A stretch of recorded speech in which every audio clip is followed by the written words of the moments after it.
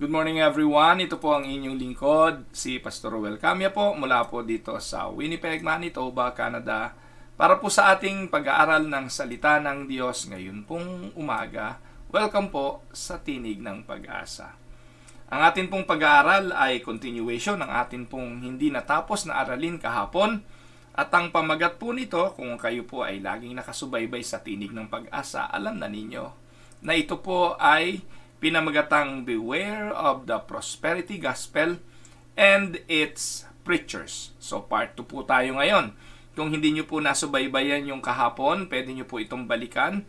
May YouTube channel po tayo, Tinig ng Pag-asa YouTube channel. Doon po makikita po ninyo lahat na po ng mga videos ng inyong lingkod mula ho nang nagsimula tayong mag-live stream. Ay balik-balikan nyo po doon, at kung nakikinabang po kayo recently, kung bago lang po kayong nakapasok sa atin pong Facebook Live, makikita nyo po roon lahat ng ating mga theological, doctrinal, iba't ibang mga videos ng pagtuturo ng inyong lingkod sa araw-araw na ginawa ng Diyos sa kanyang biyaya sa YouTube channel po natin. Mahirap po kasing hanapin sa Facebook. Yung iba po kapag nalampasan na ay alam nyo, nagpo-post din po ako ng kung ano-anong mga bagay sa Facebook na aking ginagawa. Minsan yung akin pong libangang pagluluto, nalalampasan, natatabunan na po ng marami. Kaya nahihirapan po yung iba na hanapin sa Facebook. Para madali nyo makita yung mga videos, nasa YouTube channel po ng Tinig ng Pag-asa. I just want to remind you, may dalawang Tinig ng Pag-asa. Yung pong isang Tinig ng Pag-asa ay sa Seventh-day Adventist. So, madali nyo naman pong malaman kapag sinearch nyo sa YouTube yung Tinig ng Pag-asa, ang makikita nyo po yung picture ng inyong lingkod. Kapag yun po ang picture, yun po, legit po yun, ay yun po yung Tinig ng Pag-asa natin. Ngayon po ay mag-subscribe kayo para po ma-notify kayo ng mga videos na ipinopost natin araw-araw. Hindi nyo po yun mamimiss. So, i-click nyo lang yung subscribe. Okay, pero sa YouTube po, kailangan nyo gumawa ng YouTube account. Kung may YouTube account po kayo, click subscribe. Tapos po, yung bell, yung notification bell. Pag kinlik nyo po yon, ay mapapaalalahanan kayo ng upload na ginagawa ng inyong lingkod. Ayan, so sana po ay naipaalala ko na. So ang magagawa rin po ninyo para po mapaalalahanan natin yung mga kapatid, yung mga kaibigan, yung mga ibang mananampalataya na nai-scam at nadadaya ng mga prosperity preacher, i-share nyo rin po ang video ito. Pag ginawa nyo po yon, malaking bagay na tulungan nyo po sila. Ayan po. So, akin pong sisimula na ang gawain. Puntahan po muna natin ang talatang ating basihan. At ang sabi po ni Pablo kay Timoteo, chapter 4, verses 3 to 4, ito po yung ating tinatalakay. Ang sabi ni Pablo, "For the time will come when people will not put up with sound doctrine. Instead, to suit their own desires, they will gather around them a great number of teachers to say what their itching ears want to hear. They will turn their ears away from the truth and turn aside to myths." Sa Tagalog, ang sabi po, sapagkat darating ang panahong hindi na sila makikinig sa wastong katuruan. Sa halip, susundin nila ang kanilang hilig. Maghahanap sila ng mga tagapagturo na walang ituturo kundi ang ibig lamang nilang marinig. Hindi na sila makikinig sa katotohanan. Sa halip ay ibabaling ang kanilang pansin sa mga kathang isip. Mga kapatid, nasa panahong tayong ganyan. Kung iyan po'y paalala ni Apostol Pablo kay Timoteo na darating daw yung panahon na yon, yung time will come when people will not put up to sound doctrine, ngayon na po yon. Kahit po naman aminin ng iba o hindi, talaga namang may mga pagkakataon naghahanap tayo ng gusto nating mapakinggan. Parang nanonood lang ng Netflix. Kapag hindi mo gusto, scroll. Kapag hindi mo gustong panoorin, lipat. Walang iniwan yan sa nagbabrowse ng mga YouTube videos. Ang gusto nating mapakinggan ay yung kuha ng ating interest, nakakakiliti ng ating tenga, at yung nakapagpapasaya sa atin. Kaya kung mga usapin tungkol sa doktrina, katotohanan mula sa Biblia, lampas yan, no po, hindi natin yan pinagbibigyan ng mga pagkakataon. Observe ko na po yan dalawa po ang YouTube channel ko Yung isa ay Roel Camia TV at yung pong isa ay Tinig ng Pag-asa. Yung Tinig ng Pag-asa, wala po akong ipinopost doon kung hindi mga aral ng Biblia. Yung araw-araw na pamamahayag. Yun naman pong Roel Camia TV, yun po yung aking monetized YouTube account. Kumikita po ng konti yon. At doon po, ipinopost ko yung aking mga pagluluto, kung ano yung hilig ko, yung driving around in Winnipeg, so kung ano-ano pa, at yung buhay ng aking sambahayan. Nung mga bata-bata pa yung mga anak ko, gusto nilang nabi-video, ngayon ayaw na nila So, yung pong aking naobserbahan, kapag yung mga bagay tungkol sa pagluluto, tungkol sa mga walang katorya-toryang mga post ko, nilalike at napakarami pong subscriber. Alam niyo po ba yung subscriber ng Roel Camia TV? Magte-32,000 na. Tumigil lang po ako sa paggawa ng mga videos doon, kaya medyo tumigil na rin yung subscription Siguro po kung nagpatuloy ako doon at araw-araw gumagawa ako ng mga videos doon, baka meron na rin akong silver play button, yung pong pinapadala ng YouTube. Kasi 100,000 lang yun, meron na kayong silver play button Pero tumigil na po ako ng kayo YouTube dun sa Roel Camia TV. At kung mapapansin ninyo, ang concentration ko po ay dito na sa pamamahayag sa Tinig ng Pag-asa. Hindi po ito monetize, wala po itong pakinabang kahit na po 5 o $1 when it comes to money. Pero nakita ko po ang pakinabang nito sa buhay ng iba. Nakita ko po ang pakinabang nito sa akin mismo, sa aking pag-aaral, at ganun din naman po sa mga nakikinig. Alam niyo po, ang biyaya ng Diyos pagdating sa material sapat, hindi po talaga nagkukulang. Kaya hindi ko po sinasabing hindi na namin kailangan ng pera. Dahil nasweldo naman po ako, ang misis ko nagtatrabaho pa. Pero sapat po ang biyaya para mag-extra pa ho ako ng pag-YouTube doon sa Roel Camia TV. Hindi po dahil sa hindi ko na kailangan, pero hindi na po ito nakakatulong sa akin pong ministeryo kasi kumukuha po ito ng masyadong mahabang oras sa paggawa ng video, sa pagluluto, sa pag-e-edit, na hindi ko na napagtutuunan ng maraming pansin ang mga bagay tungkol sa pananalangin at pag-aaral ng salita ng Diyos. Kaya iniwanan ko na po yung bagay na yon. Maraming nanghihinayang, sabi nila sayang kasi 33,000 subscribers. Kung sa iba yon po, yung maka 1,000 subscribers, napakahirap yung magkaroon pa ng ganun. Pero anyway, sa ngayon hindi po ako nanghihinayang. Kung bubuhayin ko po yon, siguro po, pag panahon na retirado na ako bilang pastor, ang tanong, kailan ba ako magre-retiro? Hindi ko po alam kasi ang Diyos po ang magpapasya kung kailan po tayo magre-retiro kung kailan tayo titigil. At baka bukas, sa makalawa, sa isang araw, sa isang buwan, baka pag-retiruhin na tayo ng Panginoon. Pag mahina na katawan at wala na tayong kakayahan, alangan na maipagpilitan pa natin, hindi po ba? So, Panginoon ang magpapasya nun. So, ang sabi po ng ating talata, at ito'y aking naranasan kapag mga bidyong nakakatawa, walang kakwenta-kwenta, gusto ng tao. Pero pagdating sa salita ng Diyos, hindi nila pinagkakalooban ng panahon. At yan po ang sinasabi ni Pablo kay Timoteo. Even in the church, people are shopping for their own church. Nagpapalipat-lipat, naghahanap ng simbahan na kung saan tutugma sa kanilang panlasa. Klase ng tugtugan, klase ng atmosphere ng simbahan, at klase ng mga preachers na gusto nilang pakinggan. At alam niyo po mga kapatid, most of the time, ang gusto ng mga tao sa panahon ngayon na pakikinggan ay ang mga preacher na nakapagbibigay ng kiliti sa kanilang mga tenga.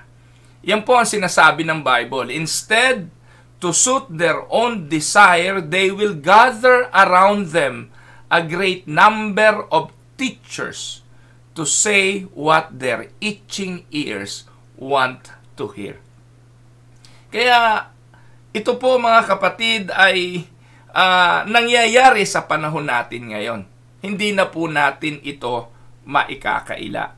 At alam niyo po mga kapatid, nabanggit ko kahapon ang isa sa pinaka masakit na karanasan sa buhay ng tao.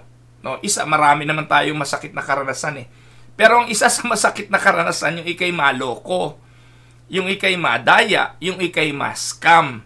At ang masakit, yung dayain ka ng taong pinagkatiwalaan mo. Halimbawa, nung pastor mo, buong-buo ang panahon ng pakikinig mo. Buong-buo ang oras mo ng pagbibigay ng iyong ikapu at ng iyong mga tinatangkilik. Then all of a sudden, na-realize mo, itong tinuturo ng pastor ko ay sablay pala sa sinasabi ng banal na kasulatan. Di ba napakasakit na katotohanan na ang habang panahon ng ginugol mo, naloko ka lang pala. At marami pong ganon. At alam niyo po mga kapatid, it is very important na merong mga manggagawa sa panahon natin ngayon na nag-e-expose ng mga kamalian sa katuruang ito. Hindi ko po ito ginagawa dahil sinasabi kong tama at perpekto ang turo ng tinig ng pag-asa. Hindi. Hindi ko po sinasabing perpekto ako at alam ko ang lahat ng bagay. Kapag sinabi ko po yun, ako ang numero 1 scammer. Hindi po totoo na I have all the knowledge when it comes to theology. Kaya nga po dito sa Tinig ng Pag-asa, meron kaming theological forum. Hindi kami tumitigil sa patuloy na pag-aaral at pagtuturo dahil sa ganoong kaparaanan, hindi lang kayo ang nakikinabang, kundi kaming tagapagturo. Ang importante lang ho mga kapatid, ang mga pulpito, ang mga platform na katulad nito ay maging instrumento ng tamang katuruan. Ang sabi po again ni Paul kay Timothy, balikan natin yung unang talatang pinanggalingan ng 2 Timothy chapter 4 verse 3 to 4. Saan ba galing yan? Di sa 1 and 2. Ano pa ang sinasabi nung verse 1 and 2? Sabi po dyan ni Pablo, in the presence of God and of Christ Jesus, who will judge the living and the dead, and in view of His appearing and His kingdom, I give you this charge. Sabi ni Paul kay Timoteo, ibinibigay ko sa iyo ang hamong ito. Ano yon? Verse 2, preach the word, be prepared in season and out of season, correct, rebuke, and encourage. With what? With great patience and careful instruction. Tagalogin natin. 2 Timothy 4:1 and 2, sa harap ng Diyos at ni Kristo Jesus, nahahatol sa mga buhay at sa mga patay, alang-alang sa kanyang pagdating bilang hari, inaatasan kita. I charge you, ipangaral mo ang salita ng Diyos, pagsikapan mong gawin iyan, napapanahon man o hindi. Himukin mo, pagsabihan mo ang mga tao at palakasin ang kanilang loob sa pamamagitan ng matiyagang pagtuturo.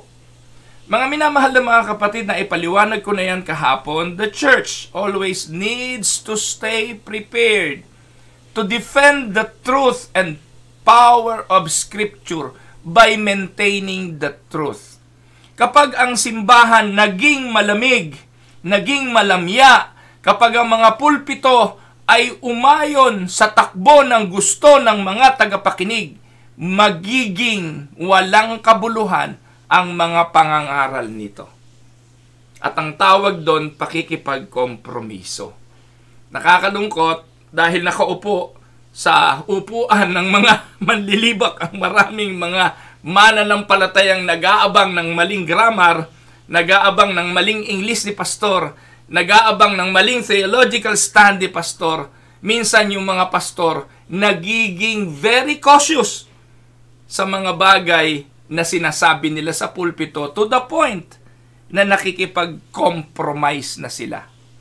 Or meron naman na talagang iniiwasang talakayin ang maraming mga doctrinal and theological stand kasi natatakot na masaktan yung mga miyembrong meron silang pakinabang.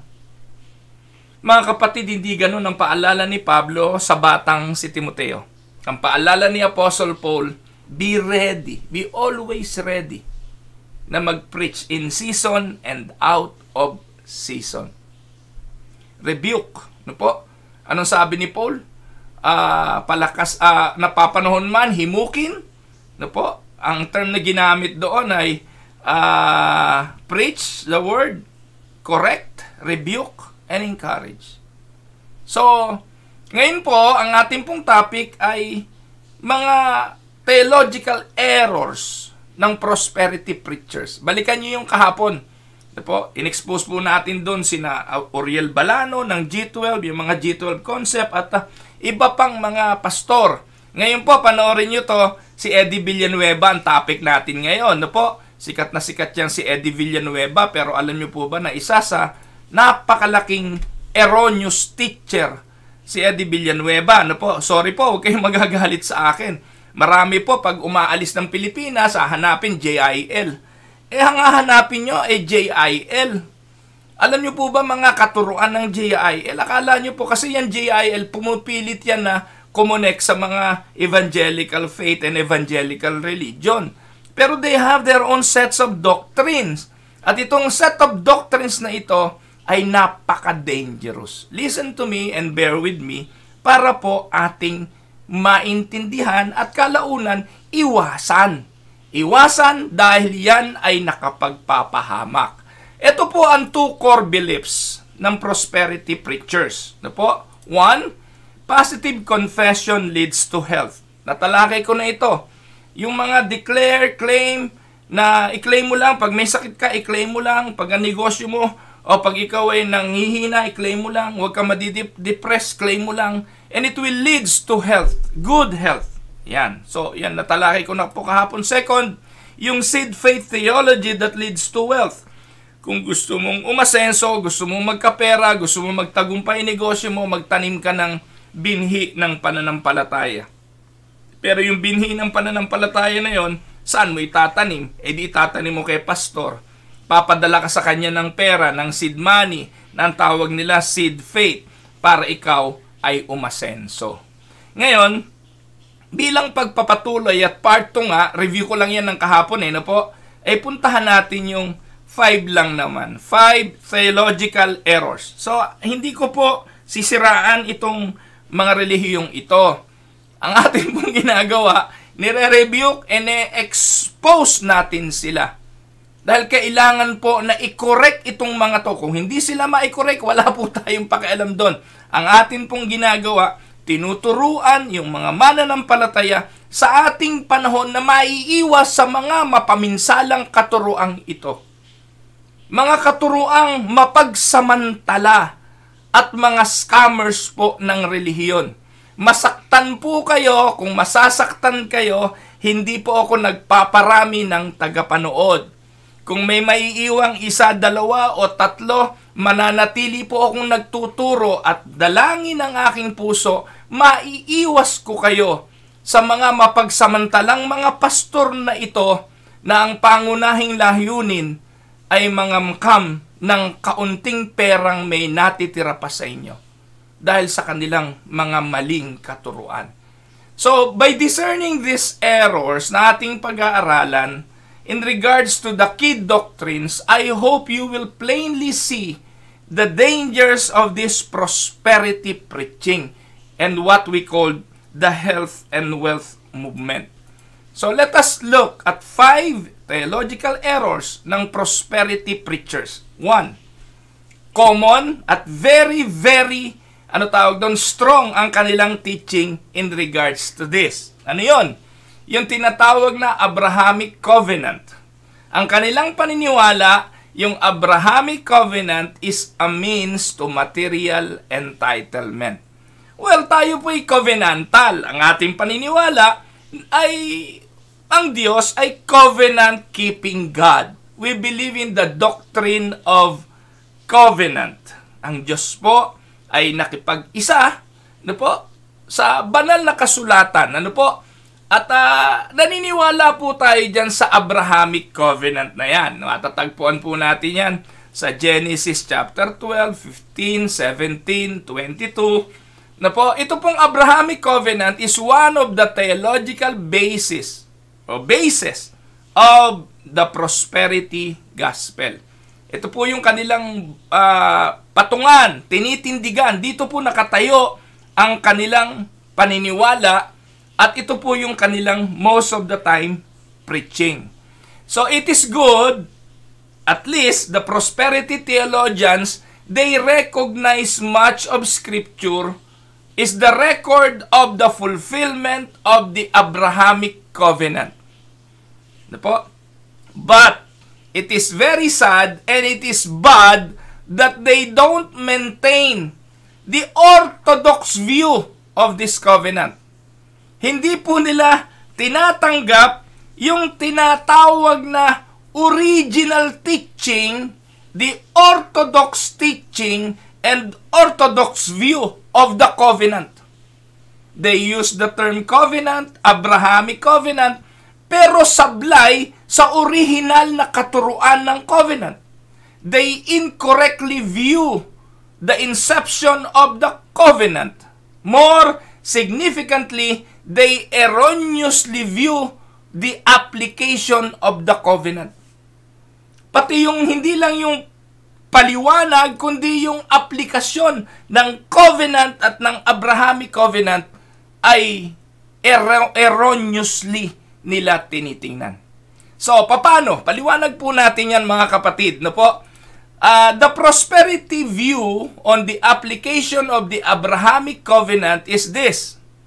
Christians, you and me, ayon sa kanila, are Abraham's spiritual children. Na, di ba nga may kanta, Father Abraham has many children has Father Abraham. O, yan. Tayo'y mga anak ni Abraham. Tayo'y tagapagmana. Sabi diyan, Christian are Abraham's spiritual children and heirs of Abraham. But the concentration is this. Tayo'y tagapagmana ng blessing ni Abraham through faith.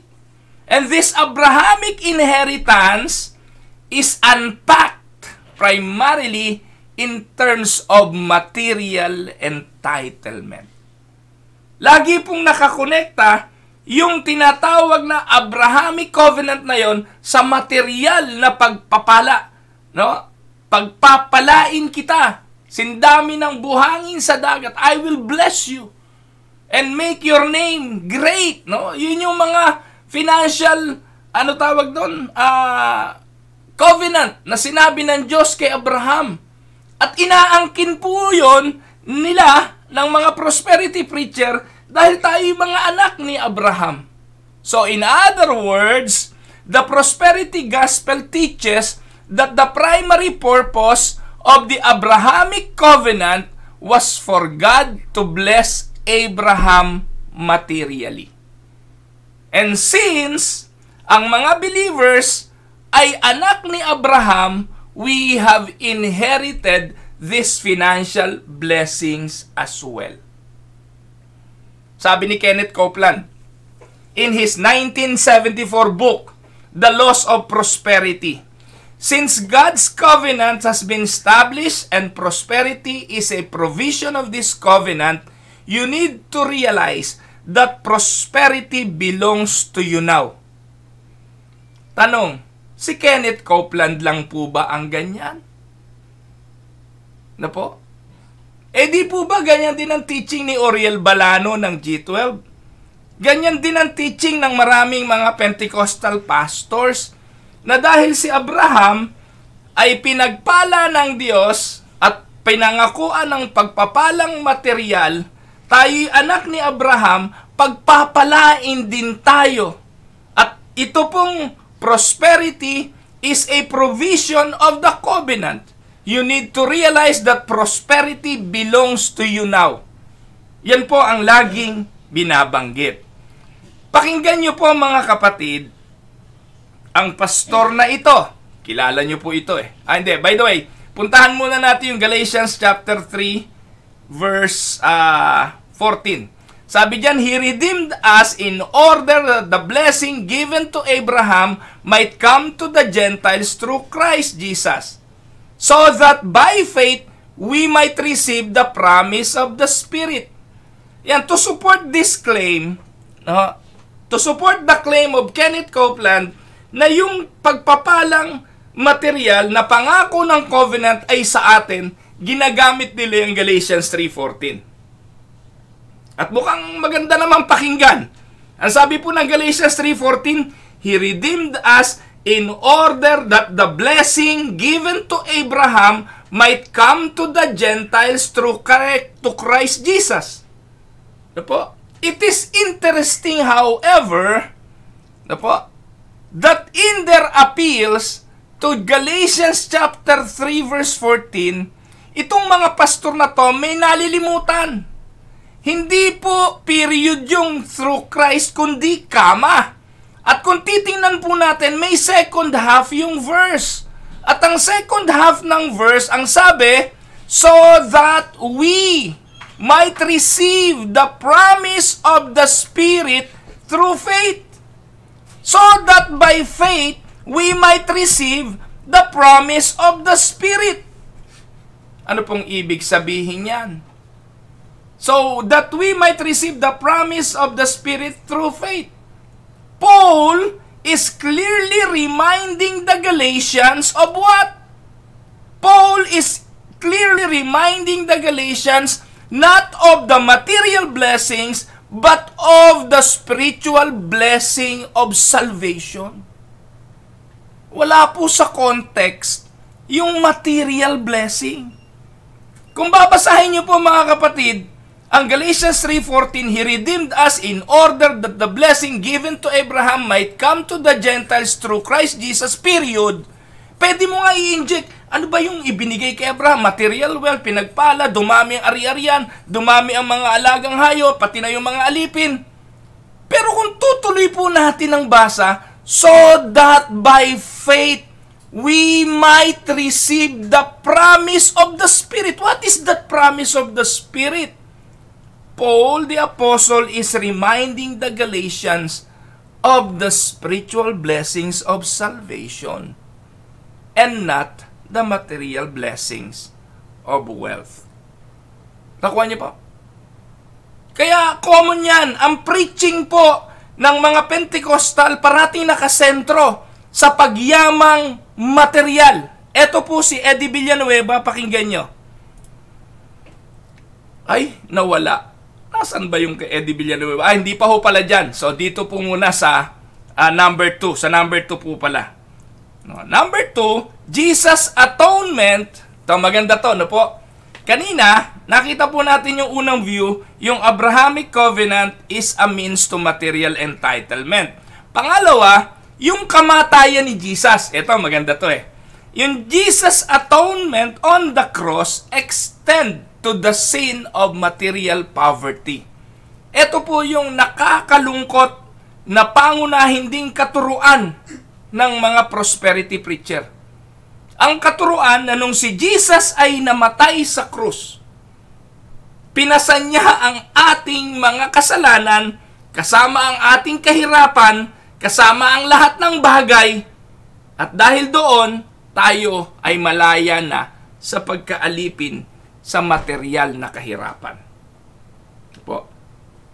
So, ang paniniwala po ng mga prosperity preacher, both physical healing and financial prosperity had been provided for in the atonement of Jesus.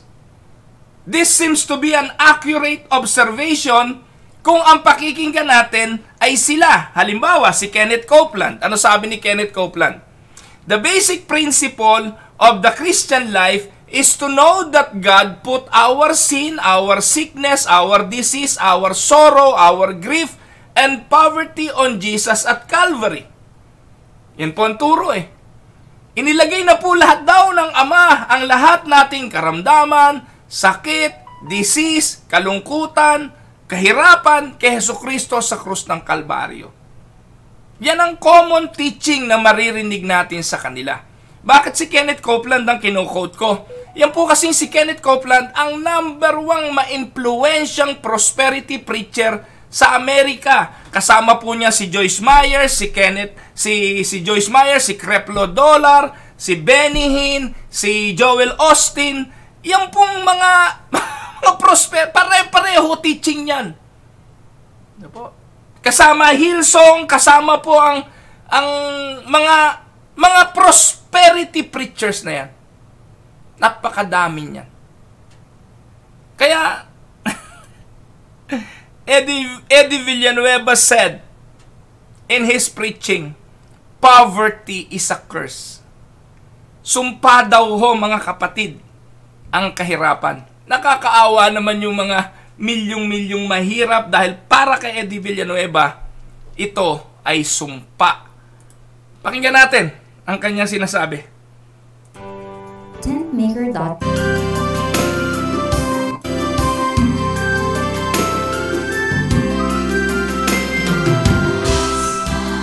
Latest ito, mga kapatid. 2023 sermon niya para sa 2024. In 2014. Ay, 2014, brother. Na tanong natin sa ating sarili, what is prosperity?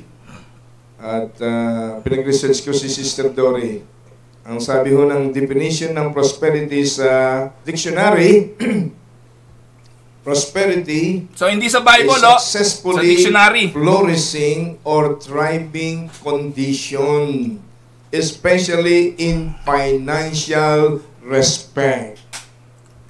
Good fortune.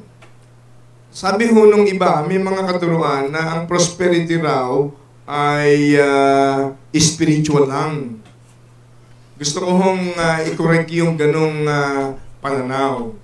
Doon ho sa 2 Corinthians chapter 8, verse 9, ang sabi ho rito, alam nyo na, ito yung bahagi ng atonement. Oh, by the way, what is atonement? Atonement is satisfaction or reparation for a wrong or injury. Amends. Ang theological definition po nito, the doctrine concerning the reconciliation of God and humankind, especially as accomplished through the life, suffering, and death and resurrection of the Lord Jesus Christ. Tandaan niyo po yung 2 Corinthians 8:9 ho. Mamaya ating titingnan kung ano bang totoo dyan. So doon po sa 2 Corinthians chapter 8 verse 10, everybody read. For you know the grace of our Lord Jesus Christ, that though He was rich, yet for your sakes became poor, so that through His poverty, we through His poverty might become rich. Wow. Now, yung salitang rich, R-I-C-H, doon sa 2 Corinthians chapter 8, verse 9, Jesus Christ was so rich, yet became so poor, so that through His poverty, we can be rich. Yung salitang rich na yan, galing yan sa salitang Greek na pluteo. Pluteo, P-L-O-U-T-E-O, pluteo. Ang ibig sabihin ng Greek word na yan, outward or external manifestation of possessions of good things. Another definition, another explanation sa Greek ay affluence in material things. Napakaliwanag sa sikat ng araw, yung sinasabi sa 2 Corinthians 8:9 ay hindi spiritual richness. It is material, financial riches. Because poverty is a curse. Yan o. But Jesus Christ... Narinig niyo po, hindi kinote ko lang siya kanina. Sinabi niya po, poverty is a curse. Ayun nangyari.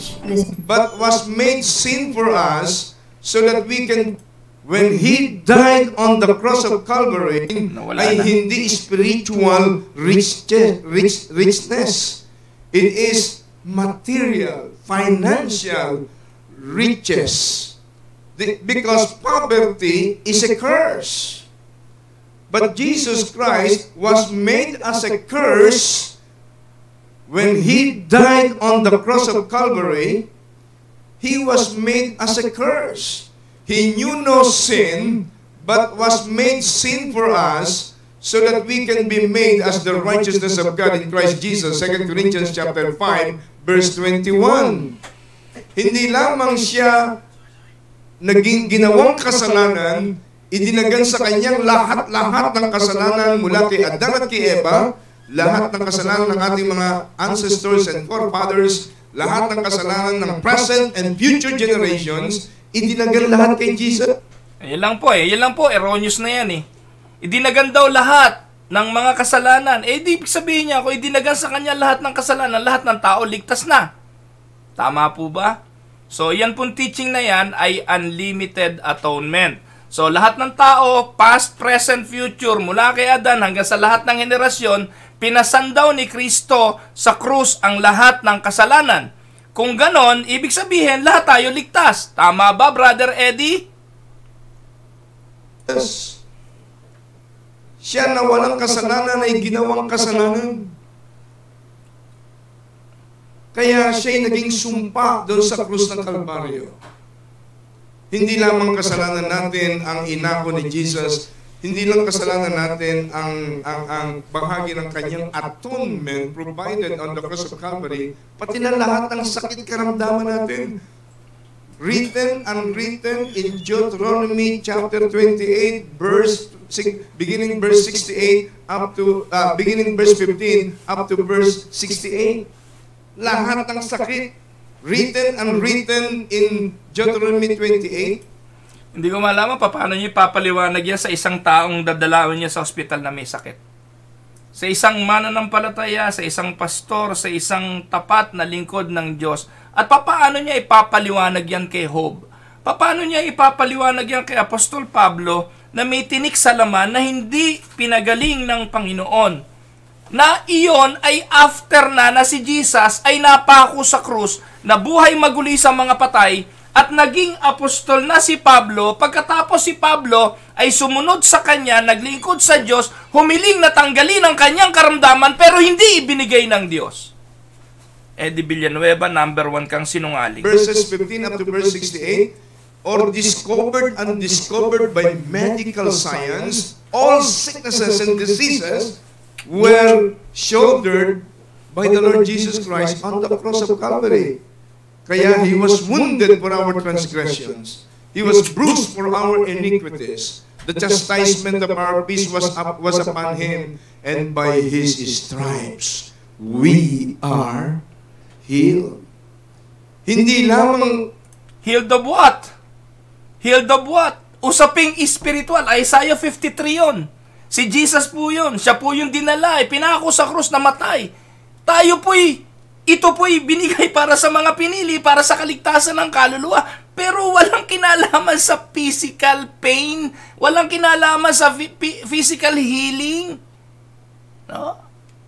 Talagang nakakapangilabot. Pero napakarami rin mga pastor na kiniklaim yung Isaiah 53 at yung nangyari po kay Jesus sa krus. By His wounds we are healed. Bilang physical healing. May teaching na po ako niyan mga kapatid sa Tinig ng Pag-asa. Inyo na pong balikan. Ano nangyari? Naku. Teka, Brother Eddie, hindi pa tayo tapos. Pride and arrogance, chapter 1, verse 28. Then God blessed them after the creation of Adam. In Deuteronomy 28, verses 15 up to verse 68, or discovered and undiscovered by medical science, all sicknesses and diseases were shouldered by the Lord Jesus Christ on the cross of Calvary. Kaya He was wounded for our transgressions. He was bruised for our iniquities. The chastisement of our peace was upon Him, and by His stripes we are healed. Hindi lamang kasalanan, hindi lamang karamdaman, kahirapan ng buhay, poverty. Kaya nga He knew He was so rich and became so poor, so that through His poverty we can be rich. Wow. Matapos nating maintindihan what prosperity is prosperity the perfect will of God for God's children? makikita natin sa Bible ang sangkatutak na ebidensya. Ang sabi ng banal na kasulatan, sabi ni Jesus, I came to give life and have it more abundantly. Kaya iba sinasabi ng banal na kasulatan. Ngayon, is prosperity the perfect will of God for His children? Let's review a little bit the biblical history. Punta tayo sa Genesis chapter 1, verse 28. Then God blessed them after the creation of Adam and Eve. Then God blessed them, and God said to them, be fruitful and multiply, fill the earth and subdue it. Have dominion over the fish of the sea, over the birds of the air, and over every living thing that moves on the earth. Every living thing that moves on the earth. Have dominion. Dominate them. Have dominion. Subdue them.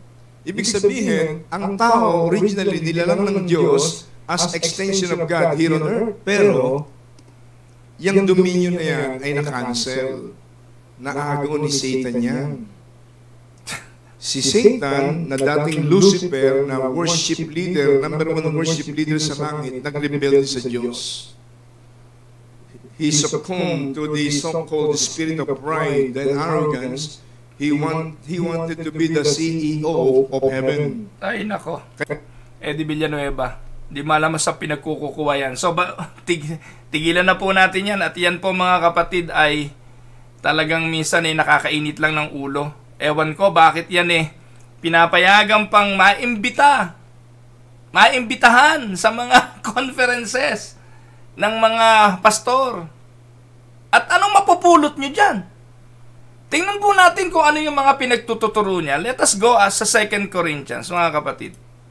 2 Corinthians 8:9. Ito po yung binasa niya kanina Sabi po dyan, for you know the grace of our Lord Jesus Christ, that though He was rich, yet for your sake He became poor, so that you through His poverty might become rich. Ano pong makikita natin yan? While shallow reading of this verse, yung mababaw na pagbasa, madadaya ka talaga. It may lead one to believe that Paul was teaching about an increase in material wealth. Di po ba? But a contextual reading, yung malalim at pag-unawa sa konteksto ng Biblia, it reveals he was actually teaching the opposite principle.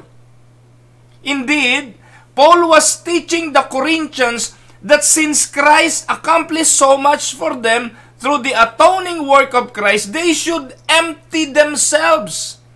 They should empty themselves of what? Of the riches for what? In service to the Savior. We should empty ourselves in return to the service to our Savior because of what Christ did. This is why just 5 short verses later, Paul would urge the believers to give their wealth away para kanino? Para sa mga nangangailangan, para sa mga kapatiran. Puntahan po natin. Simula 8, 9, 14.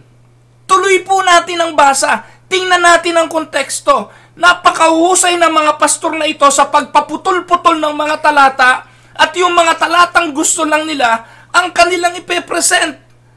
Pero kung tutuloy po natin sa verse 10, na po ano sabi ni Pablo dyan? And here is my judgment about what is best for you in this matter. Pakinggan niyo po, ang sabi po sa verse 9, for you know the grace of our Lord Jesus Christ, that though He was rich, yet for your sake He became poor, so that you through His poverty might become rich. Ang sabi ni Pablo sa verse 10, eto naman ang hatol ko, kung anong mabuti para sa inyo in regards to this thing. Pinagpala kayo, yes. Binigyan kayo ng pagpapala ng Diyos.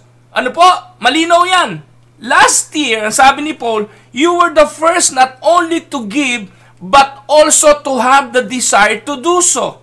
Now, finish the work so that your eager willingness to do it may be matched by your completion of it according to your means.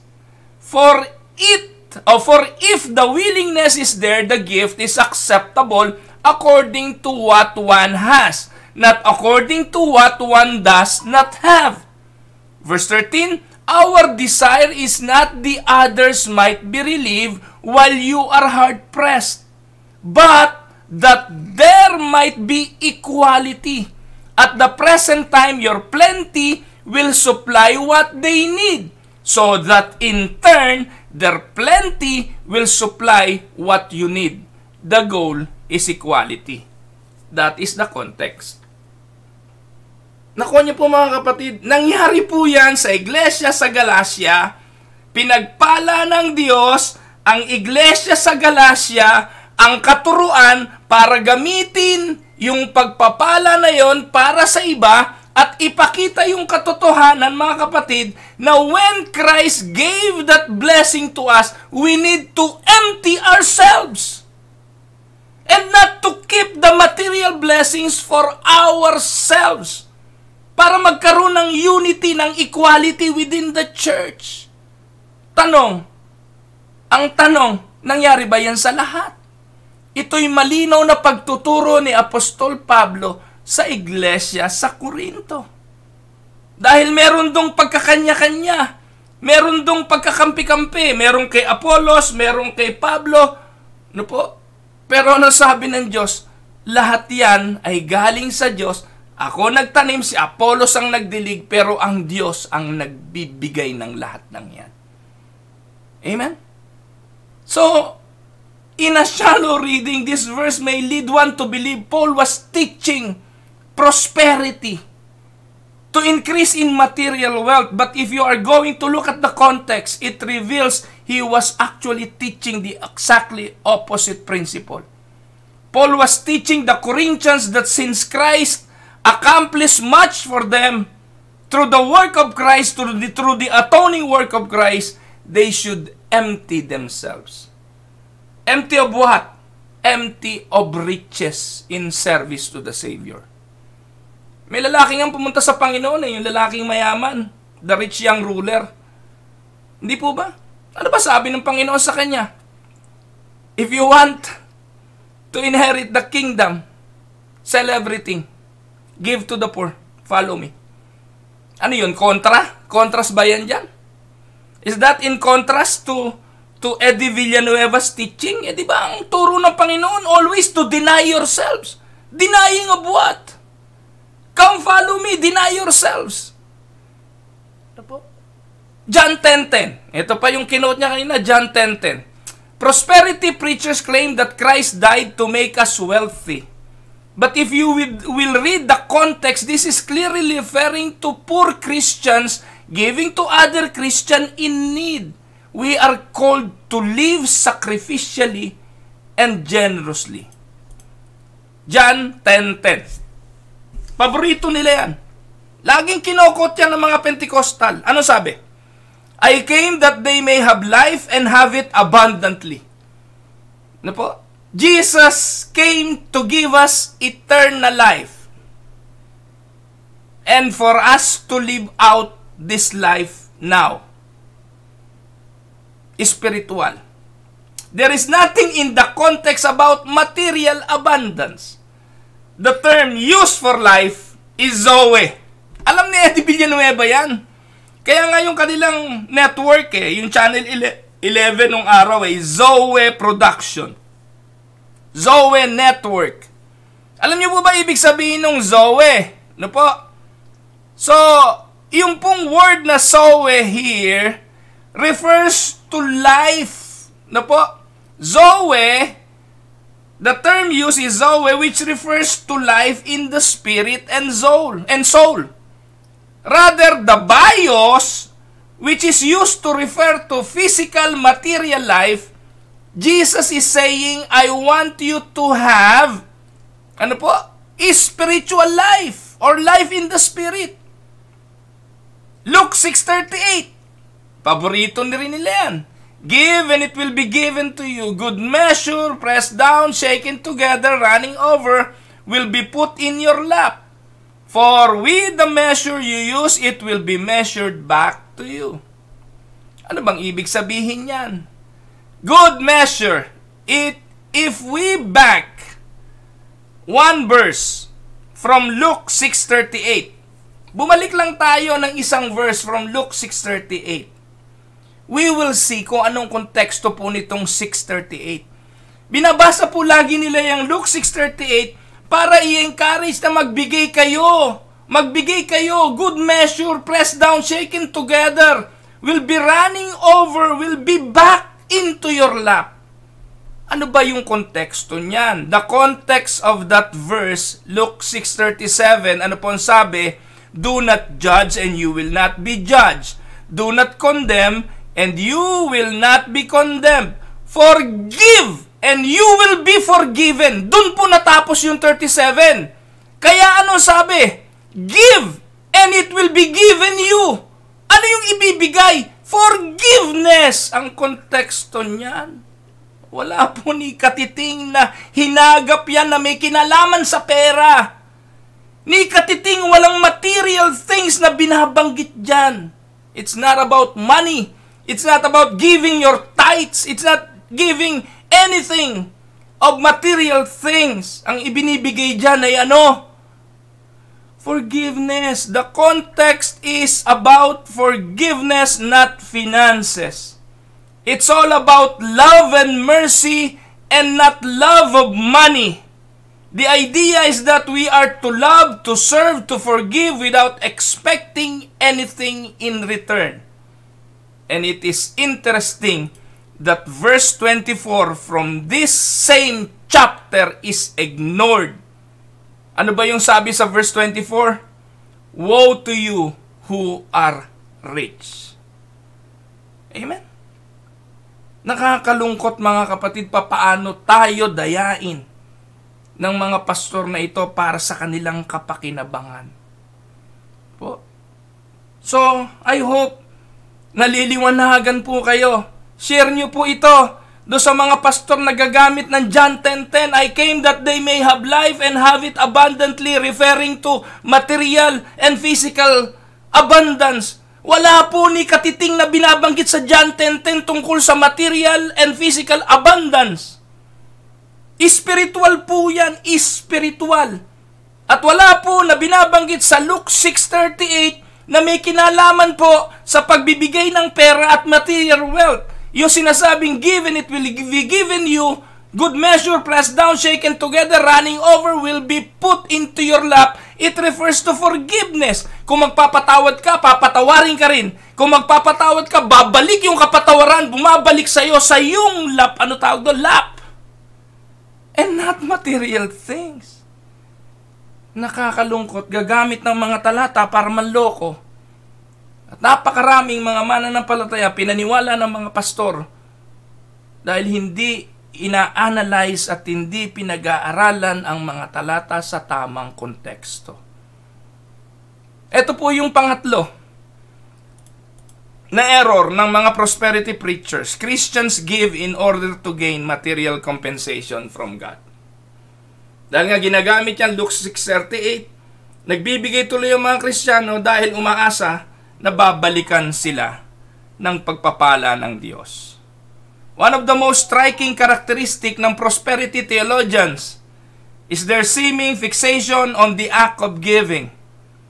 We are urged to give generously and are confronted with pious statement like, true prosperity is the ability to use God's power to meet the needs of mankind in the realm of life.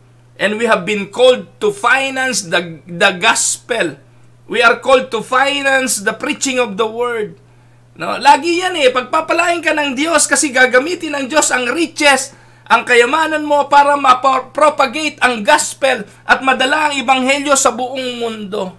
Mga minamahal na mga kapatid, hindi ganun ang turo ni Jesus. Ang turo ni Jesus nang isinugo ang kanyang mga alagad, dala-dalawa yung 72. Ang sabi, wala kayong dadalhin anuman. Kakatok lang kayo, wala kayong dala. Kakatok kayo. Pag pinatuloy kayo, praise the Lord. Pronounce peace. Pag hindi kayo pinatuloy, pagpag nyo, paan nyo. Ibig sabihin, As you go along and do the ministry of propagating and preaching the gospel, that will provide things for your needs. As you go along. Ngayon, hindi eh. Nakakapangilabot yung mga misyonero ngayon eh. Bago umalis, gagawa muna ng solicitation. Magsusulisit. Gagawa ng mission fund. No? Gagawa ng mission fund. Meron po ako alam, yung mga ano tawag doon? Mga international tourist. Gagamitin pa, international missionary daw. O mga international tourist, nagpupunta sa ibang bansa. Gagamitin yung guys na sila yung misyonero. Pero anong ginagawa? Mga nagsisipaghanap buhay lang naman sa abroad. O kaya magsusulisit muna dito kung sino-sino hihingian ng mission fund para daw gamitin sa kanilang pagpunta sa kung saan-saan lugar para magmisyon. Uso po yan eh.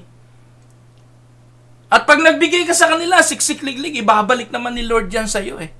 Dahil ginawa mo ito, nagbigay ka sa missionary work, nagbigay ka para sa gawain ng pagmimisyon.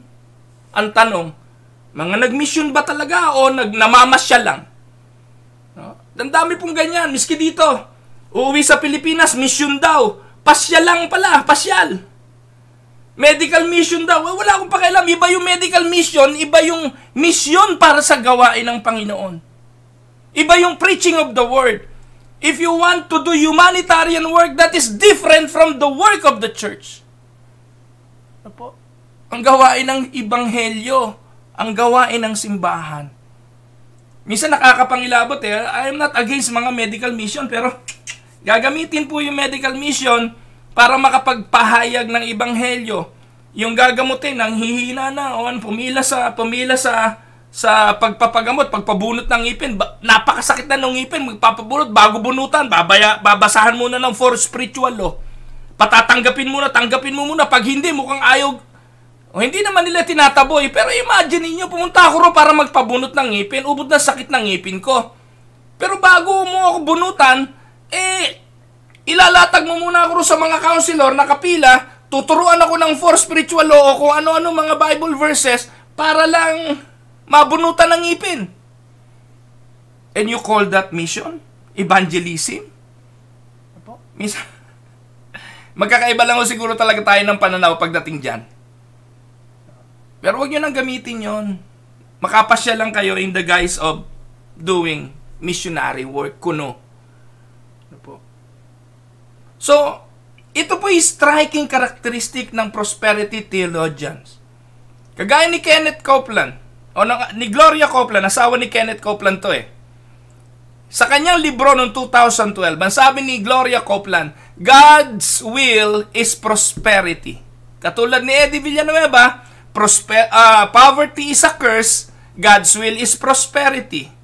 No, binanggit pa yung Genesis, mahaba ho yun. Ako po, pero masosora lang po kayo kung talagang pakikinggan yun eh.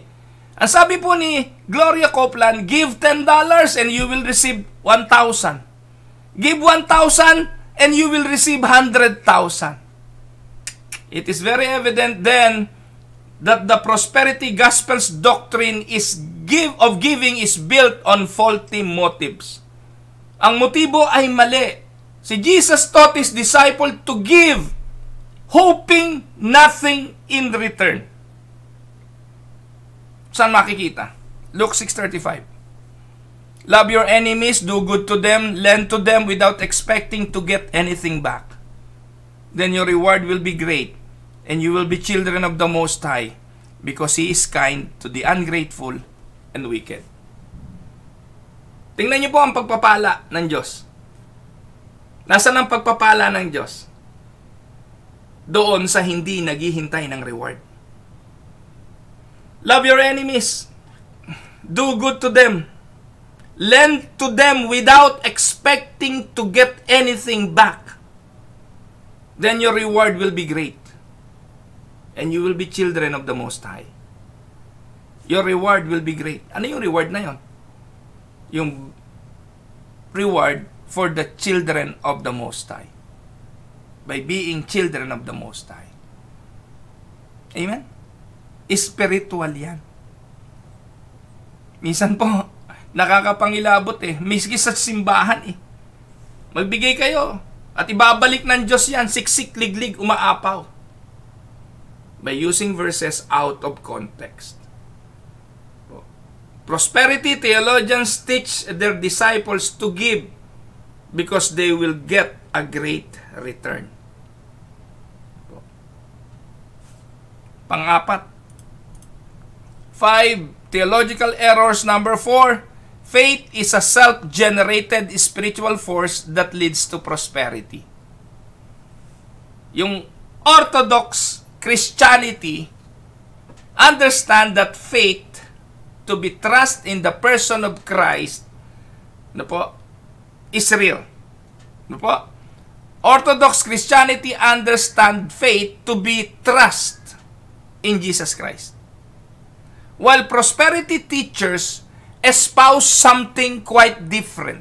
Anong paniniwala ng mga prosperity preachers when it comes to faith? Ito ang kanilang paniniwala. Prosperity teachers believe that faith is a spiritual force, a spiritual energy, a spiritual power. Yan. And it is this force of faith which makes the laws of the spirit world function. Ang paniniwala nila, yung pananampalataya na meron ka, yung faith na meron ka, ang makapagpapagalaw ng spirit world. And in order to function the spirit world, kailangang i-activate yung faith. Ano po ang sabi ni Kenneth Copeland? The laws of prosperity, sa kanyang writing na aklat. There are certain laws governing prosperity revealed in God's Word. Faith causes them to function. Para gumalaw daw yung kamay ng Diyos, you need faith. Sablay yung sa turo natin about sovereignty of God. Sinong kaya magpagalaw ng kamay ng Diyos? Siya'y makapangyarihan. Sino tayo para utusan yung kamay ng Diyos? Pero sa kanila, ang teaching nila, pag may faith ka, hindi ka kayang i-deny ng Diyos. According to prosperity theology, faith is not a God-granted, God-centered act of the will. Rather, it is a humanly wrought spiritual force directed at God. Indeed, any theology that views faith chiefly as a means to material gain rather than justification before God must be judged inadequate at best. Mga kapatid, nakakapangilabot na katuruan yan. Po. Kaya, pag ganyan ang inyong mga pastor, wala kayong kalaban-laban dyan. Pag ipinanalangin ka niyan at kinlaim na ikaw'y gagaling, pag hindi ka gumaling, palalabasin. Mahina ang faith mo, kapatid. Pag pinatungan ka ng kamay at sinabihan ng pastor na I claim healing in the name of Jesus, hindi doon sa power nila nakasalalay yung kagalingan mo. Nakasalalay yun sa faith mo. Kailangan i-activate mo. Pag hindi ka gumaling, sasabihin nila sa'yo, mahina ang faith mo. Ano kaibahan ng mga pastor na ito sa mga albularyong pinupuntahan? Sa mga albularyo na pupunta ka ron, lalagyan ka ng kung ano-ano sa katawan, papahiran ka ng kung ano-ano, paiinumin ka ng mga berding gamot na dinurog at kung ano-ano, at sasabihin magaling ka na. Pag hindi ka gumaling, sasabihin sa'yo, pagbalik mo, mahina pa na ng palataya mo. Anong panalo mo sa mga yan? Tapos magsesermon yan tungkol sa pagbibigay, sa pagkakaloob. I-encourage ka na magbigay dahil ang turo, pag nagbigay ka, babalik sa'yo, siksik, liglig, umaapaw, and it will flow into your lap. Pag hindi mo nakamit, pag hindi bumalik sa'yo ng liglig at umaapaw, sasabihin sa'yo, mahina yung faith mo, nagbigay ka ng maling motibo. Anong panalo mo sa mga yan? Wala kang kapana-panalo, kapatid. Dahil alam mo naman na hindi yan totoo. Ang teaching nila, you always need to activate your faith. Activate your faith. You can say to this mountain, move. Nakakita ba ako kayo sa Bible ng ganon? Nakakita ho ba kayo mga kapatid ng si Pedro, ang mga alagad, sinabi doon sa bundok na ito, lipat ka doon. Hindi ho literal yon mga kapatid. At ito po nakakalungkot. Wala kang kalaban-laban sa mga pastor na yan. Dahil pag hindi nangyari ang sinasabi nila, babalik sa'yo na mahina ang pananampalataya mo. Pag gumaling ka na, sasabihin, pinagaling ka ng faith mo, kapatid. Pag hindi ka yumaman, kulang ang faith mo, kapatid. Bigay pa more. At this time, ibigay mo talaga ng bukal sa kalooban mo. Ibigay mo ng, ang tawag doon, ibigay mo ng mas marami kaysa sa dati. Kaya walang katapusang pandaraya ng relihiyon. No, napahaba na naman ako. Panlima. Number 5. Prayer is a tool to force God to grant prosperity. Ito, when it comes to praying, ano po? Prosperity gospel preachers often note, we have not because we ask not. James chapter 4 verse 2. Lagi nila sinasabi, kaya ka wala kasi hindi ka humihingi. Activate your faith, hingi ka kay Lord. Kaya pag narinig niyo mga activate, no? Alam niyo na yan. Sino ka para i-activate mo yung Holy Spirit? Sino ka para i-activate mo yung faith mo na para bang switch lang ng button? Parang electric fan lang yan na may number 1, number 2, number 3 na gusto mo palakasin, pipindutin mo lang. Ano yun? At ang sabi po nila sa James chapter 4 verse 2, kaya kayo wala, kasi hindi ka humihingi. They encourage us to pray for personal success in all areas of life. I-claim mo, i-pray mo na, I want healing, I want success. Po, kahapon yung anak ko po, hindi ko na babanggitin kung sinong anak ko. Exam, napakahina po nun sa math. Hulaan nyo kung sino yung magaling sa English, mahina sa math. Exam niya kahapon. Ano, isang araw. Problemado, ano po, ramdam namin ho talaga na talagang problemado siya doon sa subject na yon. Ano po. Sabi ko po sa kanya, nung exam na niya, sabi ko, anak, I am praying for you. Praying for the will of God for you. I'm not praying for you to pass. I am praying for the will of God. Ano po. Hindi ko rin po alam kung pasado o bumagsak, kahapon pa ho yun, sa araw ano po. Pero that is the only thing I can do for my son. To pray. I cannot pronounce, anak, claim mo na yan. Claim mo na, anak, pasado na yan. Mekos mo na yan, kapatid. So the prosperity preacher encouraged us to pray personal success. Kagaya ni Oriel Balano. Narinig ko po si Oriel Balano, sabi niya, when we pray, believing that we have already received that what we are praying, God has no choice but to make our prayers come to pass. It is a key to getting result as Christian. 10 years from now, magpe-pray ako ng mga kotse, mga Mercedes-Benz. At pag ikaw mahirap pa rin, after 10 years, sasagasaan ka namin. Napanood niyo ba kahapon yon? Kasi po, yan ang turo nila eh. Yung prayer is a tool to force God to grant prosperity. Prayers for personal blessings are not inherently wrong.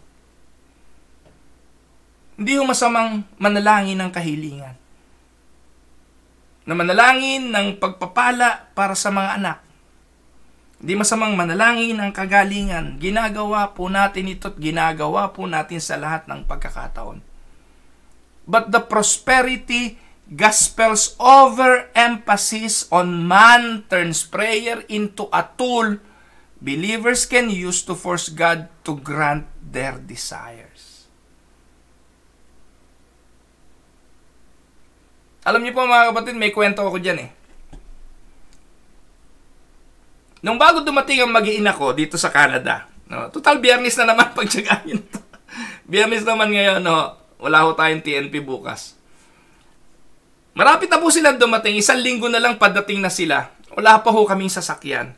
Bagamat salamat sa mga kapatiran dito, talagang tinulungan nila ako makahanap ng bahay, meron na po kaming bahay na lilipatan. No, kaya pagdating ng mag-iina ko, sureball na ho na may bahay na po. Pero wala po kami sasakyan. So, nagpe-pray po ako. Nasabi ko, Lord, kailangan ko ng sasakyan kasi hindi kami makakakilos. Saan po kami pupunta? Ang perang meron po ako ay 3,500. 3,500.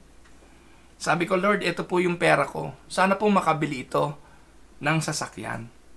Turo mo po ako sa direksyon na nais mo na aking mabilan. So, hindi naman po ako pumikit. Hindi naman po ako pumikit at pagkatapos naghintay ng bagsak ng sasakyan. Search po ako sa Kijiji. Yung pong Kijiji ay parang marketplace po yun, no? Na dito sa Canada kung saan pwede kang maghanap ng mga used cars. Hindi naman pwede ng brand new yung 3,500. So, kung ang prosperity pastor ang mananalangin, Lord, I claim in Jesus' name, bigyan mo ako ng kotse, padating na yung mag-iina ko, gagamitin namin sa misyon, gagamitin namin sa gawain, I claim in Jesus' name. Pero kung hindi, ang prayer ko, Panginoon, kung anong kalooban mo, gusto ko lang na pagdating ng mag-iina ko, meron na akong pansundo sa airport at magagamit namin. Ito po yung 3,500. Ang pinapanalangin ko kung ano mabibili ng 3,500. Not expecting anything. Just what the 3,500 can buy. Nakakita po ako. Malapit lang po, no? Mga siguro couple of blocks. Mga 10 minutes mula sa lugar na tinitirahan namin before.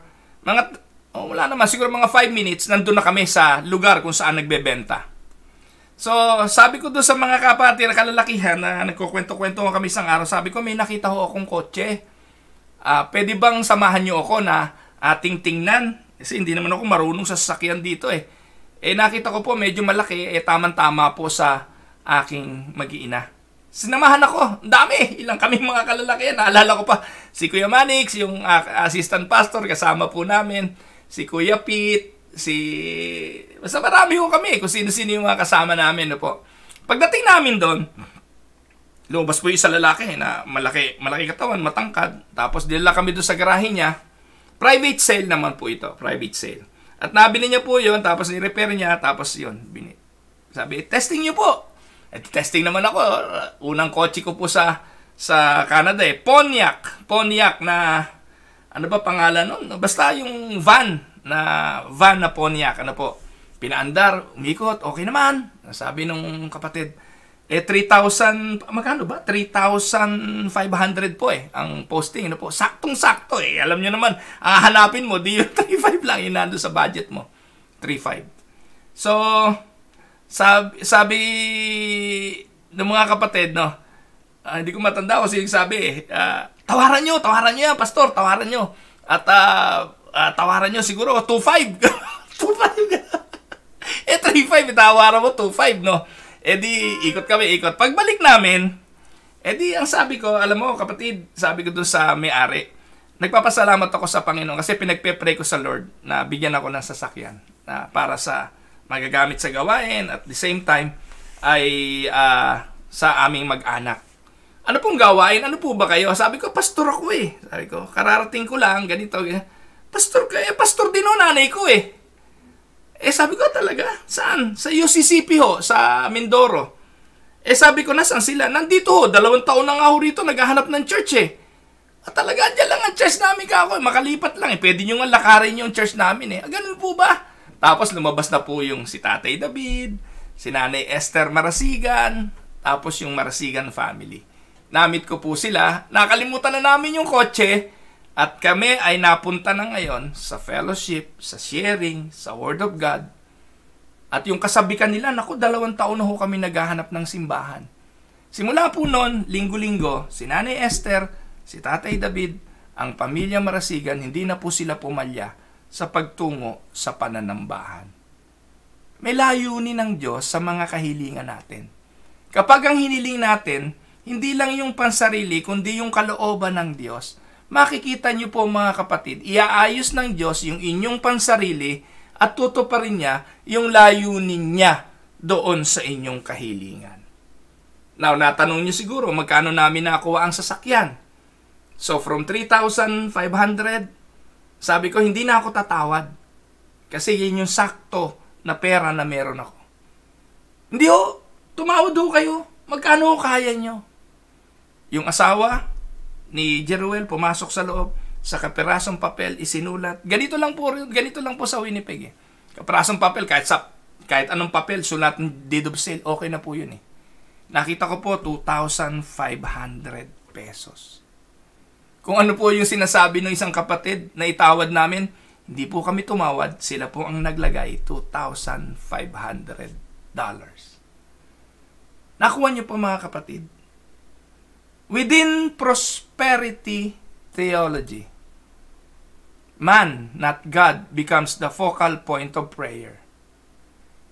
Curiously, prosperity preachers often ignore the second half of James' teaching on prayer.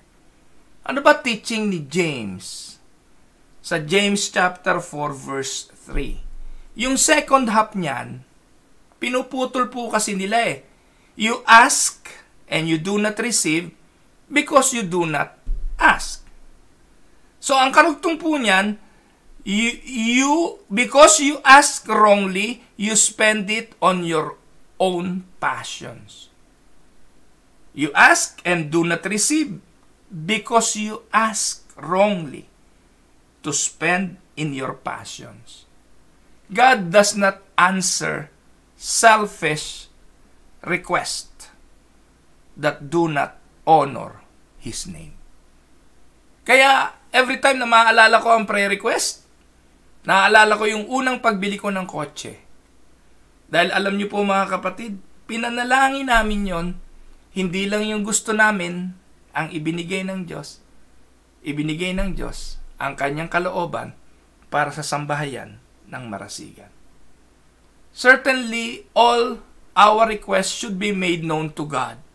Sabi naman ni Pablo yan eh, Philippians 4:6, do not be anxious about anything, but in every situation, by prayer and petition, with thanksgiving, present your request to God. But the prosperity gospel focuses so much on man's desires that it may lead people to pray selfish, shallow, superficial prayers that don't bring glory to God. Minsan, ito po napaka-selfish, katulad ng babaeng ipinakita natin kahapon na dahil kasal niya, pinatigil niya ang ulan. Dahil kasal niya, pinatigil niya yung ulan. Can you imagine that? Gaano ka-selfish yun? Na yung ulan na kailangan ng mga magsasaka dahil kasal mo. Para mo nang sinabing, Lord, wag mo bibigyan ng ulan yung mga magsasakang yan dahil kasal ko to, araw ko to. Ano sabi niya? Ano sabi ng babae? Spoiled siya dun sa Diyos. Nakuha niyo po mga kapatid, how selfish those prayers ng mga Pentecostals at ng mga charismatic na yan. Further, when coupled with prosperity doctrine of faith, this teaching may lead people to attempt to manipulate God to get what they want. And that is a futile task. This is far removed from praying, your will be done. Amen? Ang dami ko na pong teaching about prayers. Balikan nyo na lamang po. So, tatapusin ko na po ito sa conclusion that prosperity gospel is a false gospel. At dahil false gospel yan, iwasan nyo yung mga pastor na wala kayong mapupulot dyan. Wala ho kayong mapupulot dyan. Hindi ho aasenso buhay nyo dyan. Lalo ang buhay spiritual nyo. Scammers po ng relihiyon ang mga pastor na yan. So in light of Scripture, the prosperity gospel is fundamentally flawed. Sino po ang yumayaman? Nakita niyo po kung sino yumayaman? Sila. Gaano karami ng kayamanan ni Eddie Villanueva? Na magiging ma-influensya sila. Paano hindi magiging influence? And dami miyembro na ipanalo yung anak niya sa Senado. Gaano katindi ang nagagawa ng mga maling katuruan? Sabi ng Bible, maluwang talaga ang daan sa kapahamakan. At marami ang magsisitungo doon. Mga kapatid, makipot ang daan sa katotohanan. Konti lang ang makasusumpong. in the light of Scripture at sa ating pinag-aralan, kung nakukulangan pa kayo, magbasa-basa pa kayo sa mga teaching about prosperity gospel as false gospel. At bottom, it is a false gospel because of its faulty view of the relationship between God and man. Simply put, if the prosperity gospel is true, grace is obsolete, God is irrelevant, and man is the measure of all things. Amen? Maraming salamat. Maligayang araw po ng Biyernes. Ingatan po kayo ng Panginoon. Happy weekend everyone. I hope na pagpala kayo ng ating mga pagtuturo dito po sa Tinig ng Pag-asa. Ang akin lang pong paalala, kung nakinabang kayo, share nyo, baka makinabang din ng iba. Ito po ang inyong lingkod, si Pastor Ruel, para sa Tinig ng Pag-asa. God bless everyone.